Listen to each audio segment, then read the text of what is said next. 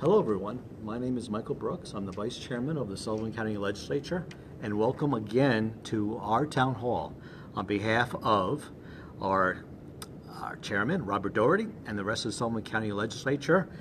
We appreciate the questions that you are sending us, and continue please to express yourself through those questions to us. We appreciate the input. Today we have Nancy McGraw, our Director of Public Health. We have our County Manager, Joshua Potosik. And joining us today are our Sheriff, Mike Schiff, and our DA, Meagan Galligan. We're going to start today with Meagan, and she is going to basically update us on what's been happening in her office during this pandemic that we're in the middle of. And so Meagan, welcome once again. Thank you, Legislator Brooks and the other members of our legislature for inviting me here again today. The DA's office has remained committed to public safety and law enforcement during this crisis. As you may have noticed this weekend, many members of our state and local law enforcement agencies were extremely active in our community, protecting us and investigating serious crimes. We should applaud them, and I do applaud them, for their outstanding dedication to public safety. During this COVID crisis, the DA's office has remained working full-time, albeit primarily virtually. As we see our court system reopening in small part to address serious matters, but preliminary matters, we do still see our court system suspended, particularly with respect to grand jury proceedings and investigations. I know this can be a source of stress to the victims of crime and to others who are following the status of those cases. I want to remind our victims of crime that the Sullivan County DA's office has a dedicated, full-time crime victim advocate who's available to connect you with resources, to provide emotional support, and to educate you about the criminal justice process, especially now. Our crime victim advocate joined our office in January of this year and has been outstanding in communicating with the victims of crime and connecting them to services and resources available to them. I encourage you, if you have been victimized, to reach out to my office at 794-3344 to connect with our crime victim advocate. Additionally, I wanted to briefly address some of the particularly stresses that our law enforcement agencies have seen during the course of this pandemic. Social distancing and staying at home can contribute sometimes to domestic strife and potentially to hostile or violent situations. Likewise, some members of our community may have experienced psychological stress that has created or contributed to already existing mental health statuses. If you find yourself in a situation where you feel that you need help, please reach out to your local law enforcement agency, your sheriff, or to the state police, who can connect you with resources available to help you before a situation turns dangerous or violent. I encourage each of you to continue supporting your neighbors while remaining socially distant, and to contact your local, state, or sheriff's office if you feel that there's a dangerous situation arising. If you see something, say something. We're here to help. We remain committed to you, and we look forward to getting back to court and bringing closure to the important cases our community's watching. Thank you. Thank you, Meagan. Next up, we have our Sheriff, Mike Schiff, who is going to share some important information with us. Mike? Yes, Mike, thank you for having me here today. I just wanted to address a couple of issues. We did come up with a positive COVID in the jail this week. He was in a dormitory with 20 other inmates. We had those 20 tested. We are now up to 17 positives. We're going to continue testing. We will test every inmate, and we are setting up where we're going to test every corrections officer and administrative staff.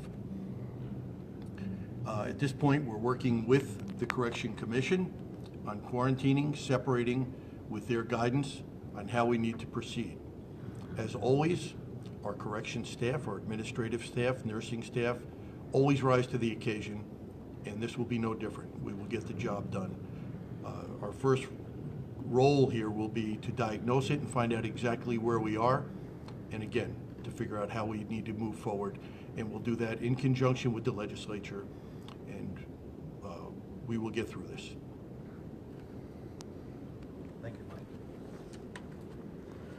Okay, now for our question and answer segment. And our first question, as we always start, is with Nancy. What are the latest figures, confirmed cases, people currently hospitalized, people currently recovered, people who have died, and how many tested? Nancy, welcome. Good afternoon, everybody. Thank you, Mike. We have updated our dashboard, as you can see, also to make it interactive, which I think will be discussed later. Our current statistics as of today are 337 active cases that we're monitoring out of 1,095 confirmed cases, 1,070 who are quarantined, 16 currently hospitalized. That's only one more than the last few days. 1,781 who are off isolation. 3 people are on ventilators at our local hospital, and a total of 4,990 people, residents of Sullivan County, have been tested so far. Okay. And we have quite a string of the next questions, and they're going to all be for Nancy. So our next one is, earlier this week, when I looked at the dashboard, the total number of cases was 1,087, with 26 deaths. What of the remaining 1,061 did we have any survive and come off isolation? The number of deaths includes residents who passed away in other facilities outside the county, not just at our local hospital. So those who passed away were known to be COVID positive and were included in that total number of confirmed cases. We didn't subtract them from that total because that's a running cumulative total. The number who are off isolation include those who have a known positive test and have recovered and completed a 14-day quarantine period, as well as people who were exposed to a positive case and are off of quarantine now and are well. Okay, next question, Nancy. Will current active cases by zip code be added to the map/zip code list? That is a good suggestion. We could take a look at it. As you can imagine, it takes a lot of work in compiling the numbers and updating them on a regular basis. We have a database that is quite large at this point, and to do this will take some work, but we can take a look at it. And as long as the numbers by zip code who are active do not risk confidentiality, we can certainly take a look at that. Okay. Next question is a long one and multi-layered for Nancy. People who test positive are called if they are home under quarantine.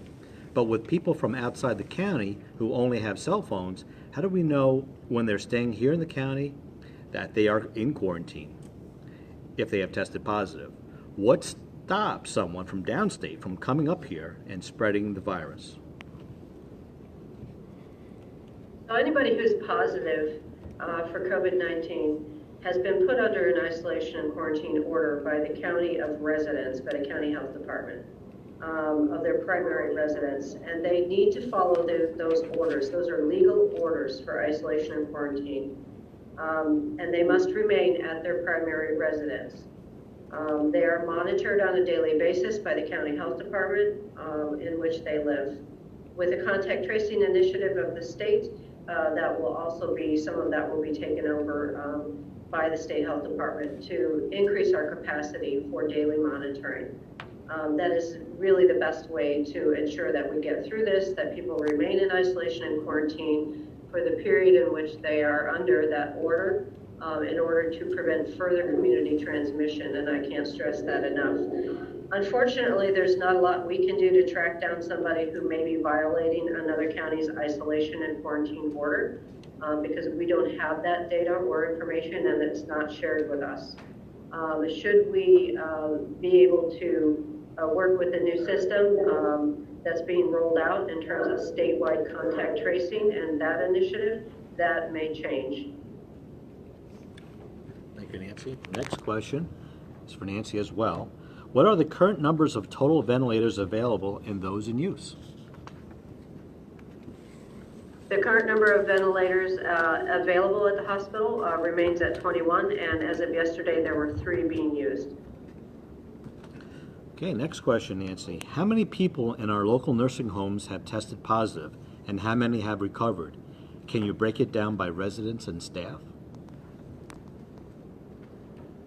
So today for you, I do have the number of residents in the nursing homes who have tested positive, but I currently don't have the number of staff, although we have that available to us. We can share that next time.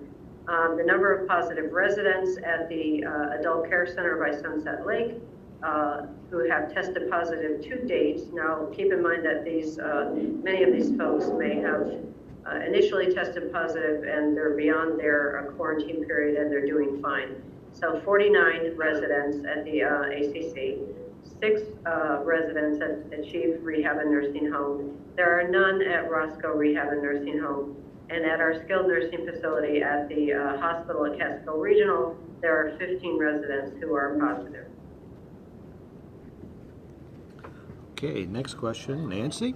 In light of the pandemic, wouldn't it be prudent to form a COVID-19 task force to enforce protections for vulnerable people, inmates, essential workers, especially in processing plants, businesses, nursing home residents, etc.?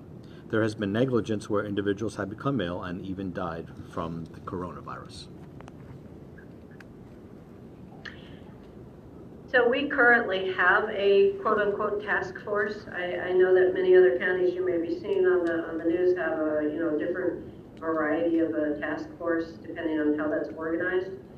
We have stood up the Emergency Operations Center since the very beginning of March to address this issue, and this is what we do at Public Health in terms of convening stakeholders and anybody who has any involvement in basically, which is the whole community, involvement in making sure that we're doing everything we possibly can to protect residents and visitors, to protect our workforce and our citizens. So we were established under the National Incident Management System and local leaders to manage the current crisis. And we have developed strong partnerships with law enforcement, state police, town and village leaders and officials, state agencies, and many others, including businesses that are affected by this current pandemic, to isolate, quarantine, and educate people who need to get information. Our staff are very, very busy. There are point persons in our epidemiology department who are the main point staff people in public health who work on a daily basis, making phone calls and emails and communicating with businesses who may have workers who are positive or who may need to be isolated. We form partnerships with the Sullivan County Visitors Association and just rural migrant ministries, community advocates, the operators of some of these agricultural plants, Latino advocates for vulnerable people to provide education, information, access to food and community resources, and doing everything we can to make sure everyone understands how we're going to get through this safely and to prevent additional hotspots and community transmission from occurring as much as possible. Our staff are working closely with nursing homes, adult care facilities, and the jail, and any other businesses or facilities impacted by positive cases, and also prevention in terms of the routine stuff we started out with in the very beginning before we had any cases, which is hand washing, social distancing, wearing masks, and making sure that as we begin to plan for reopening, that businesses, schools, and any other facility has a good plan in place with the best possible evidence-based guidance to prevent transmission in the workplace or in the business. So we also have the support from the New York State Department of Health, the Bureau of Communicable Disease, Ag and Markets, and the USDA, and many other partners. So I would say we are a task force. Many meetings occur by Zoom, by conference call, and in other ways. Thank you, Nancy. And with respect to this question, our Sheriff, Mike Schiff, would like to add a few comments. There was a question asked about protecting the inmates and the essential workers. The last time I spoke on this venue, we talked about Hal Smith, our jail administrator, had started a program approximately a month ago where every new inmate coming into the jail was quarantined for 14 days. Everyone coming in to the jail itself, anyone coming into the building had to have their temperature taken. We have taken those precautions. Unfortunately, this is a disease that does not necessarily show symptoms of any kind. Up in the dorm where we have the 17 active COVID patients or positive COVID people, several of them had slight temperatures, but not up to the level that would have made it indicative that they had the disease. So there really is no way to tell. We have taken those precautions. We're working closely with the Corrections Commission, and we will continue to do that. We've also made sure our people have the proper PPE and take the proper precautions. It's difficult in an environment like a jail to completely stay safe. I don't think it's possible to completely stay safe anywhere. People wearing the PPE are getting ill in hospitals that are wearing full gowns, masks, shields. We all just need to take proper precautions, and we are doing that in our facilities and trying to get through this the same as everyone else. Thank you, Sheriff. Our next question is for our County Manager, Josh. Would it be possible to use the same system that broadcasts weather emergencies on TV to give people updates in our county, including new cases, testing, and links to sites for more information and daily updates? Thank you, Vice Chair Brooks, and good afternoon. We've looked at this several times and have had this question posed to us before. We just feel that the short amount of data that you can push to an emergency alert isn't conducive to kind of getting and educating the public on what's really happening in this time. Typically, emergency alert systems have been used to notify people if there's severe weather or the need for an evacuation in certain neighborhoods, or even if there's a fugitive on the loose in a neighborhood. The messaging we're sending is a lot more in-depth and detailed, so we feel using the website and some of the press releases is the more informative way to use that. The town halls where we can have a bigger dialogue about what's going on. And on when we do need to communicate specifically, that's where public health will be communicating with potentially exposed individuals one-on-one to get that more detailed one-on-one information. So that information is going to being spoken to one-on-one where it is needed. Okay, next question for Josh as well. Are there any public services that provide free masks and hand sanitizer? So our point of contact, if you're looking for a mask, would be our Emergency Community Assistance Center. You can contact them at 807-0925. Again, 845-807-0925. While we do have some masks and they're being prioritized for essential workers and some of our higher risk populations, we do have some supply and are still looking for volunteers to help make cloth masks. So contact the ECAC for your concerns there. Okay. Next couple of questions I'm going to ask. Bear with me, this is a long question. Will the county send a letter to Governor Cuomo about keeping the camps closed for the summer of 2020? The increase in population from 60-plus camps during a pandemic is a clear and present danger to everyone in those camps, as well as everyone in the community. Our local hospital cannot sustain the disease spread that will ensue, especially with the most recent news about the virus attacks children with toxic shock syndrome. The thought of having the summer influx is terrifying and will set us back to square one.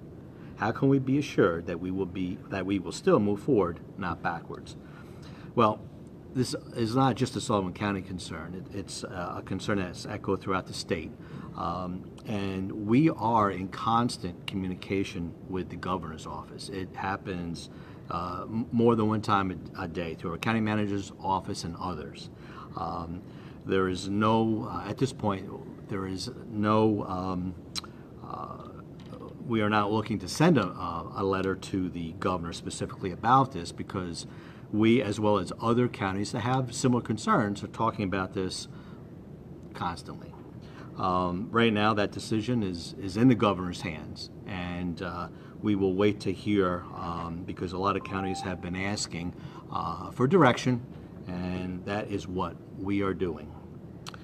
The next question, and I just want to add to that, is that if we remember when the CEO of CRMC, Jonathan Schiller, was here, he made a comment that during the surge, only a third of the, and this is a very good thing, that a third of the surge capacity was used at the height. So that was good news, and just something, a perspective to keep in mind. Next question, along that same vein. If the numbers of confirmed cases continue to increase, will summer rental properties be allowed to open within the county? The simple answer is yes, they are currently open. Next question will go to Josh. For Sullivan County to proceed to phase 1 under the reopening New York plan, is it enough if the entire Mid-Hudson region meets the 7 criteria, or does Sullivan County alone also have to meet the 7 criteria as well?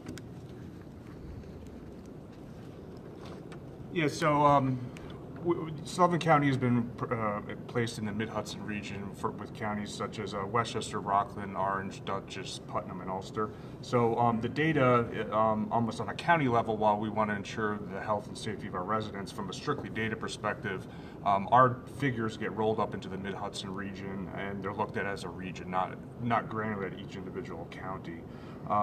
So all the counties within the region will proceed to phase 1 when we meet all 7 of the criteria.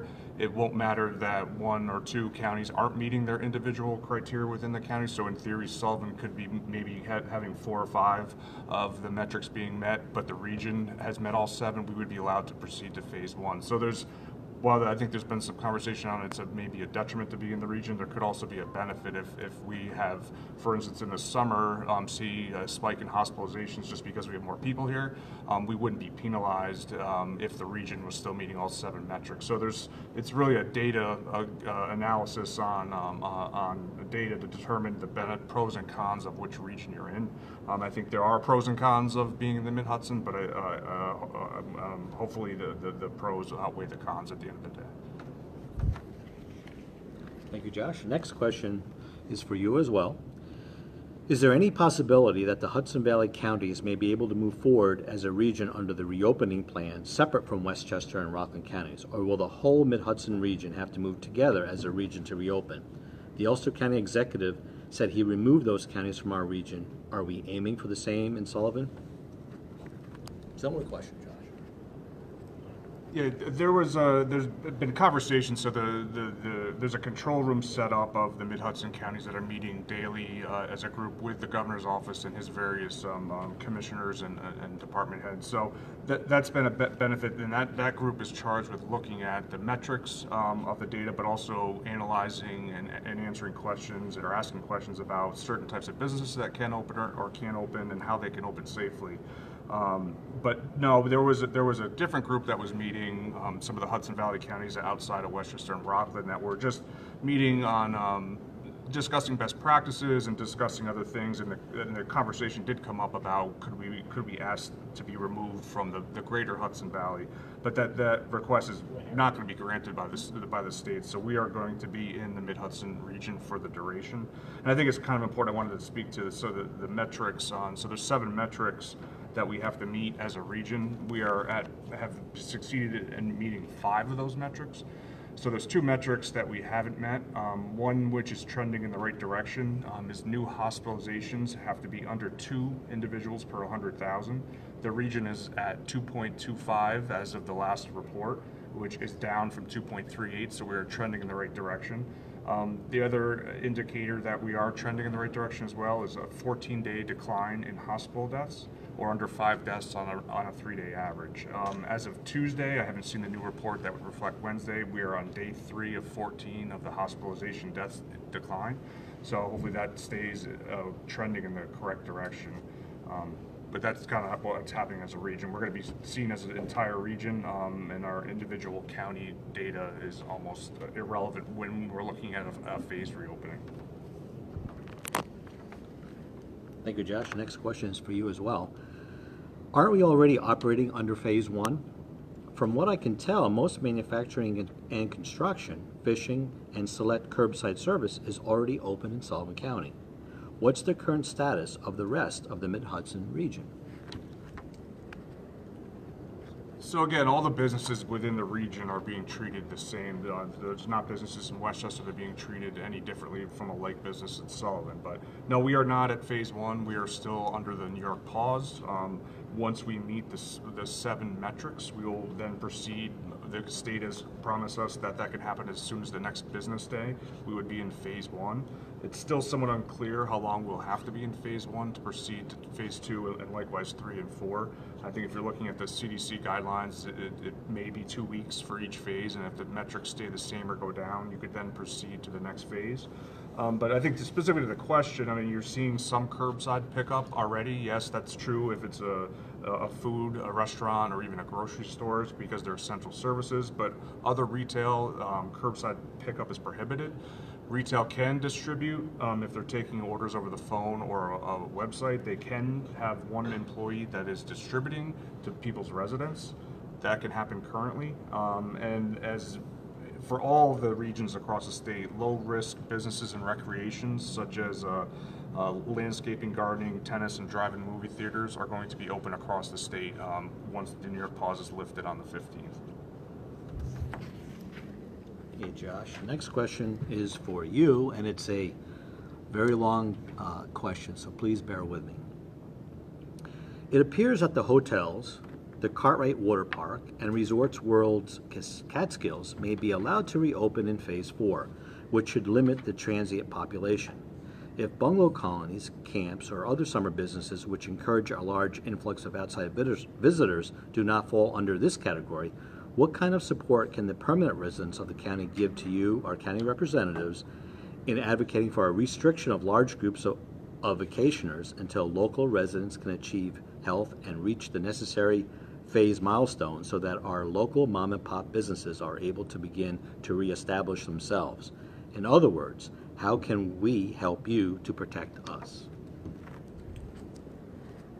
Again, as previously mentioned in this town hall, this is a decision that the state is going to be making for the camps. Bungalow colonies and other suburban businesses and summer residences are allowed to open once, certainly on the residences, they can be here today, businesses depending on what phase. But so as part of the regional control room looking at all this data, it is a question that gets raised by virtually every county in the Mid-Hudson on the camp issue. So it is something that the state has acknowledged on the phone that they are looking at seriously, and they repeatedly say that they hope to have an answer soon on whether camps can or cannot open. But the state has acknowledged that it is a concern locally about how they could open safely. We want them to be open safely, but if they can't, we were hopeful that the state would make a decision at some point, one way or another, sooner rather than later, so the camp operators themselves can have time as a business to be able to hire staff and provide supplies to their business. So it's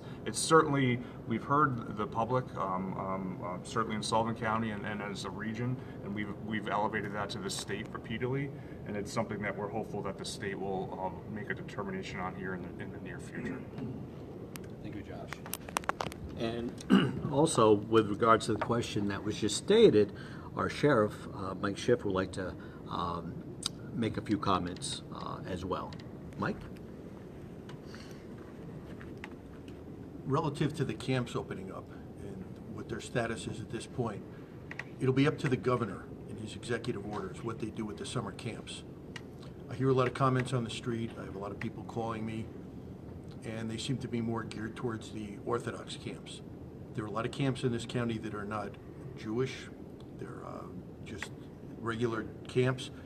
the majority of them, from what I've heard, have said they will not be opening this summer. That could change. If the governor does allow them to, they probably will. They're like any other business. They need to bring in money to pay their taxes, to pay help for all kinds of things. If the camps do open, they will be under restrictions with the governor's guidelines. They will not be just allowed to open and run as they have in the past with people in close proximity, without protective gear. Whatever he decides is acceptable will be what will happen. As far as the camps right now, I said the last time I was here, if you see something that you think a camp is opening up or something improper is happening, call us. The local PDs, the state police, and our agency will respond. We have done that, and we have found that most of the things were misunderstood. They weren't happening. There have been cases where we've had to counsel people, and they have all been cooperative, and they are trying to work with us. They have the same health worries and needs that we do, and so far it's been going okay. And we will continue to stay on this. Try not to let tempers flare. I've heard everything from people coming up from the city, the Orthodox camps, they're eating the food that's in our grocery stores. They're going to use up our hospital space. Those are things that the shortages in the stores are not because people are coming up and taking it. There have been breaks in the chain of getting those goods to the store. They are not grounded in that there's people from out of the area using up all those resources. There are people of all kinds from the city and other areas that have come up here to get out of the congestion of all different walks of life. And that will continue. If they come up to a place where their taxes paid, where they live, where they own a home, or they're staying with a friend, those things will continue to happen. Everybody just needs to bring it down a notch, not get all worked up. If you see something that is upsetting you, call. We'll look into it. We've worked very closely with the district attorney's office on where we need to be on these things, and we are moving forward. And so far, all we've had to do in conjunction with her is be educational, talk to people, and they have come around and taken whatever actions or tried. It's hard if you have a lot of kids or you've got a lot of people to be responsible that everyone does exactly what you tell them to do. But the leaders of any group or community have been trying, stores, everyone, trying to do what they need to do. And let's just continue to try to keep a cool head, move forward, and again, we will get through this. Thank you, Mike.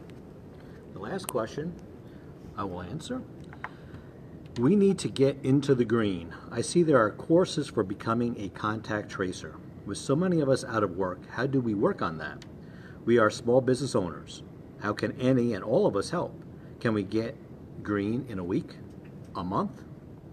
Simply put, the county will be coming up with some guidelines and some information regarding how you can indeed help us. So stay tuned. That'll be coming out later today. And with that, I'd like to thank our Sheriff Mike Schiff for joining us today, our DA Meagan Galligan, and Josh Potosik, our County Manager, as well as Nancy McGraw, our Director of Public Health. Thank you. And in closing, I've been thinking about this for a while, in the last week or two, and Mike actually alluded to this just a few minutes ago. There is the only way I know how to do this is be a little personal, so please bear with me. Seeing and hearing a lot of correspondence in the last week or two. All of your legislators are getting calls or emails, different kinds of correspondence regarding the summer, these phases, the people coming up from the city and points south. And, we want to be able to control things or have somebody else control them for us. You have elected officials, you have our county manager's office, you have our public health director and others such as Meagan, Mike, and others that have come here that are doing everything they can. We are in constant communications with Albany. There's a lot of people that it's not in a vacuum. There's a lot of people taking all different taking all those concerns and figuring out the best way to move forward. And I just ask that people think about the world that they want to live in. I've seen a lot of good in people, and I've seen some things, quite frankly, that are not so good. And it's hard to control everything. It's impossible. We want 100%. We want something in a nice, neat package. That's going to happen. There are risks that's been mentioned here before when we open. That is just something that we'll have to deal with. And rational thought, reasonable thought, being pragmatic about the approach to opening up is all we can do. We are in this together, as Mike mentioned, and we need to think about it in that perspective. I mentioned before that our current chairman and our past chairman have had health issues, as well as myself. And this is the personal piece. I thought going into that, this was only 5 short years ago, that I had control. That when the time came, that I would kind of realize that the end was nearing, and I'd have a little bit of control. I can get things in order. Very naive of me. I found out through complications of diverticulitis that, and I went septic. And if you look at the percentages of people that survive after going septic, they're pretty poor. I realized pretty early on that I didn't have control. You can kind of do your best looking back to avoid certain things, but in the end, you don't have that control. And it was very, it really made me stop and think about not only myself, but just the world around me in general. And in that way, realize that there are people, I mean, we can do only what we can do, what we have control over. And in this case, it is the social distancing.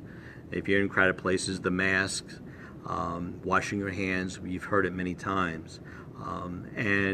But thinking about what we want to live in, I think we have to be very cautious. There's a lot of finger pointing that's going on, and it serves no good purpose in the end. There's an awful lot of people doing an awful lot of very, very good things, and they will continue to do those things. We just need to pull together, and I only say this because I've seen some of the correspondence that all of the legislators have, and some of it doesn't help the situation. It's actually sad, and I just want people to stop and think a minute. And this is a very difficult time.